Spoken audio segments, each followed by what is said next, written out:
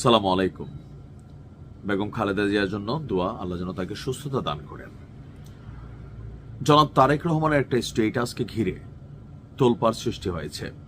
জাতি জানতে চাচ্ছে কারা সেই শক্তি দেশে বিদেশে যে মায়ের এমন দুর্দিনে, মায়ের এমন মৃত্যু সজ্জায় ওনাকে দেশে আসতে দেওয়া হচ্ছে না। যেহেতু সরকারে আওয়ামী লীগ নেই, এখন এটার দায়ভার অনেকটা ইউনূস সরকারের উপরেই পড়ে। যে সরকার কি তাহলে তলে তলে কোনো ঘেটু করছেন?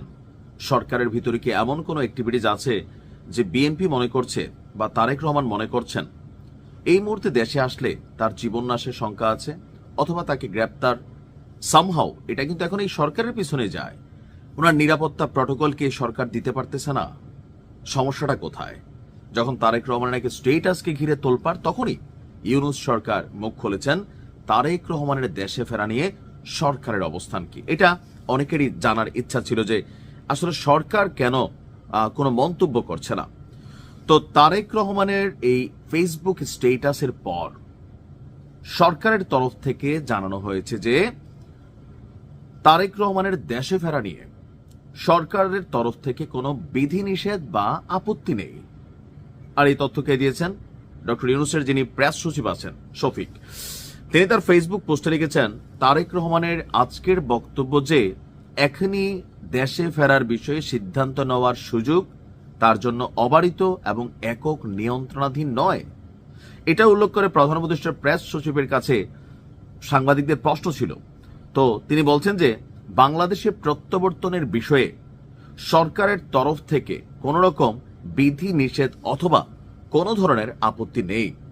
খালেদা জিয়ার শারীরিক অবস্থা নিয়ে খোদ প্রধান উপদেষ্টা ডক্টর মোহাম্মদ ইউনূস ইতিমধ্যেই গভীরভাবে উদ্বেগ প্রকাশ করেছেন। এমনকি তার জন্য, বেগম খালেদা জিয়ার জন্য তারা দেশবাসীর কাছে দোয়াও চেয়েছেন। ইভেন ওনাকে বিদেশ নিয়ে চিকিৎসার জন্য সরকারের তরফ থেকে কোনো ধরনের বাধা নেই। যদি পরিবার চায়, ডাক্তাররা চায় যে বোর্ড মেডিকেল টিম গঠন করা হয়েছে, তারা নিতে পারে।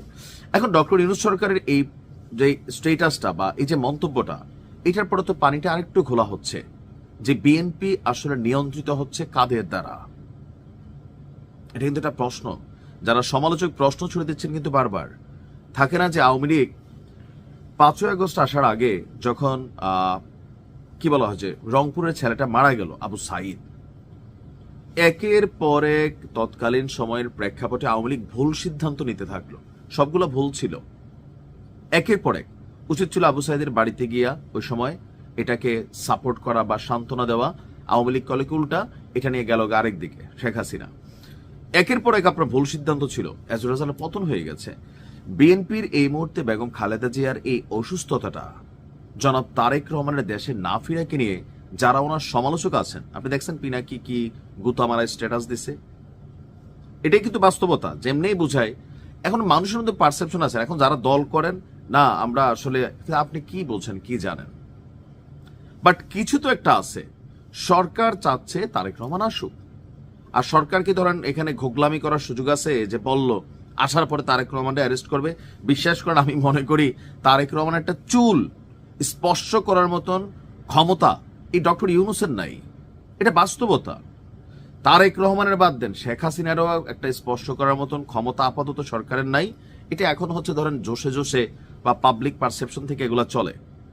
তো সেই ক্ষেত্রে উনি দেশে আসলে ডক্টর ইউনূস সরকার যদি গ্রেপ্তারের দুঃসাহস দেখায়, বাঙালি জেল টেল ভেঙা ফেলবে বিএনপি নেতা কর্মীরা, সাধারণ মানুষও ভাঙবে যে মায়ের এমন দিনে আসছেন আপনি মিয়া ফাইজলামি করেন বলে, যে কিন্তু ধরবে।